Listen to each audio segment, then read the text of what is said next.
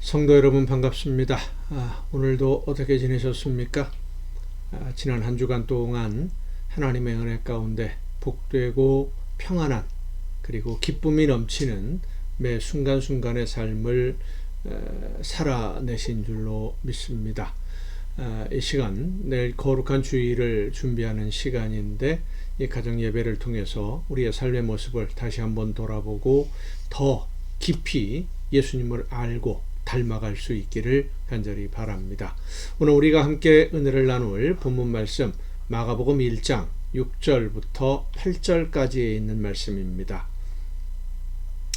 마가복음 1장 6절부터 8절까지 봉독합니다. 요한은 낙타털 옷을 입고 허리에 가죽띠를 띠고 메뚜기와 석청을 먹더라. 그가 전파하여 이르되 나보다 능력 많으신 이가 내 뒤에 오시나니 나는 굽혀 그의 신발끈을 풀기도 감당하지 못하겠노라. 나는 너희에게 물로 세례를 베풀었거니와 그는 너희에게 성령으로 세례를 베푸시리라.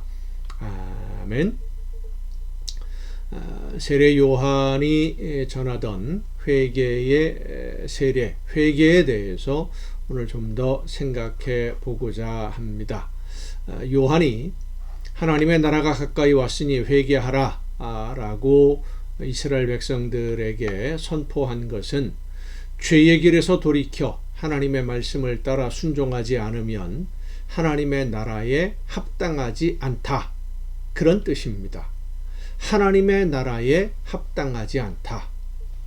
하나님의 나라가 임했는데 이스라엘 백성들이 바벨론의 포로로 끌려가면서 많은 어려움들을 당하고 포로에서 돌아와서도 계속 식민지 생활을 하면서 많은 아픔들을 겪어왔는데 하나님의 나라가 임하면 그 모든 무거운 굴레를 벗고 자유를 누리고 평화를 누린다라고 생각을 했거든요. 그래서 하나님의 나라를 기다리고 또 기다렸던 건데 그 하나님의 나라에 합당하지 못하다, 그럼 버림받는다는 것이죠.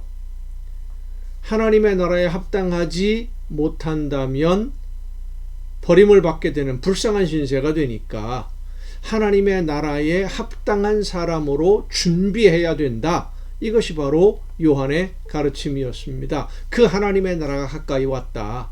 이 요한의 가르침을 들은 유대인들이 자기들이 알고 있었던 하나님의 말씀의 기준인 율법, 그리고 선지자들의 글, 장로들의 유전, 이런 모든 규칙들, 자기들이 알고 있던 규범에서 어긋났던 자신들의 삶의 잘못을 자복합니다. 자복했다라고 하는 것은 스스로 고백했다는 말이지요. 다른 사람이 알지 못하도록 숨겼던 일들을 고백했고, 가면을 쓰고 있었던 자신들의 삶의 본 모습을 공개하고 고백하며 죄를 인정하고 그 죄를 다시는 범하지 않겠다, 돌이켰다, 하나님의 말씀대로 산다라는 새로운 삶을 다짐하며 세례를 받았던 것입니다. 요한에게 와서 요한이 전하는 말을 듣고 온 유대 사람들과 예루살렘 사람들이 다 회개하고 세례를 받았다라고 하는 것은 놀라운 회개 운동이 일어났다는 의미이기도 하고, 또 유대인들에게 있어서 하나님의 나라에서 외면당하는 것이 얼마나 두려운 일이었는지를 알게 해주는 사건이기도 합니다. 그런데 요한이 그들에게 세례를 베풀면서 세례의 의미에 대해서 설명하는 내용이 있습니다. 나는 물로 세례를 베풀었거니와 내 뒤에 오시는 그는 너희에게 성령으로 세례를 베풀 것이다 라는 이 말씀이에요. 물로 베푸는 세례와 성령으로 베푸는 세례는 어떤 차이가 있는 것일까요? 물로 베푸는 세례는 삶이 변했다라는 것을 확인하는 절차로서의 세례를 말합니다. 무엇을 잘못했는지 고백하고 돌이켜서 같은 죄를 범하지 않는 삶으로 돌아섰다라는 것을 인정하는 세례. 마음이나 생각은 어떤지 모르지만 겉으로 드러나 보이는 모습에서는 행동이 변했다, 삶이 변했다라는 것을 의미하는 그런 세례예요. 이것은 유대인들이 가지고 있었던 율법의 규정을 지키느냐 하는 문제에서의 회개입니다.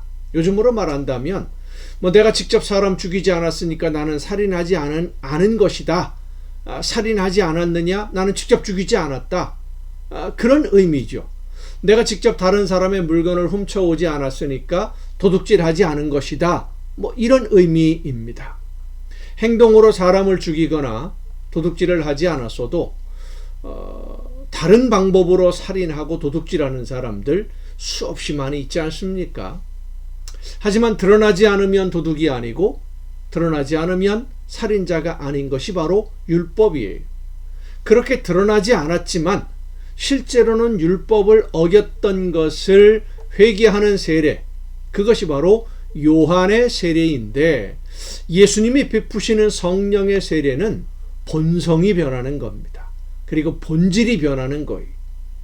성령이 임하셔서 그 영이 회복되고, 회복된 영이 하나님과 나와의 관계를 알게 되고, 하나님의 말씀에 불순종하면 결국 어떻게 되는지도 알게 되고, 그런데도 불구하고 하나님이 나를 사랑하셔서 나를 구원하시기 위해서 하신 일이 무엇인지도 영을 통해서, 회복된 영을 통해서 깨달아 알게 되고, 예수님이 나를 죽음의 길에서 생명의 길로 옮기시려고 대신 십자가 지시고 제물이 되신 일이 무엇인지를 지식으로, 머리로 아는 정도가 아니라 가슴으로 느끼게 되는 이 변화, 본질적인 변화죠.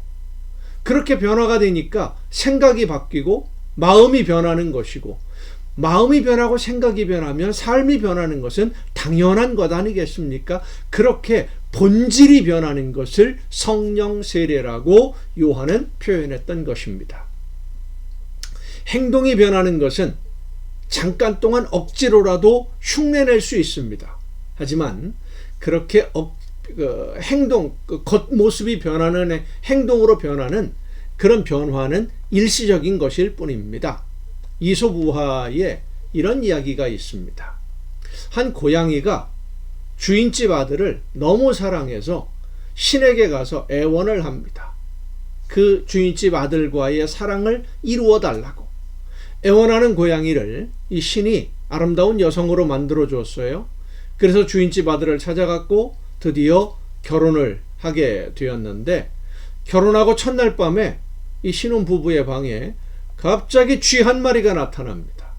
그러니까 이 신부가 자기가 신부라는, 사람으로 변해서 신부가 되었다는 사실을 깜빡 잊어버리고는 도망가는 쥐를 향해 날렵하게 달려들어요.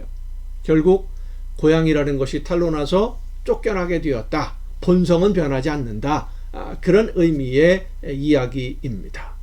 본성이라고 하는 것이 잠깐 숨길 수 있고 감출 수는 있지만, 미운데 미워하지 않는 척 할 수는 있지만 결국 다시 나타나게 됩니다. 그러나 예수님이 베푸시는 성령의 세례, 예수님으로 인해 임하시는 성령의 역사하심으로 영이 회복되고 하나님과 나와의 관계 속에서 그 사랑과 은혜를 깨달아 알게 되고 성령의 역사하심으로 거듭나고 변화가 되면 본성이 변합니다.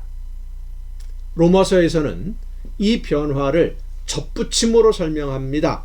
참감람나무에 접붙여진 돌감람나무가 참감람나무의 진액을 받아서 변화되면 참감람나무 열매를 맺는 나무로 변한다. 뿌리로부터 올라오는, 그러니까 예수님으로부터 오는 성령의 역사하심을 받아 역사하심으로 말미암아 우리의 본성이 근본적으로 변하는 거예요.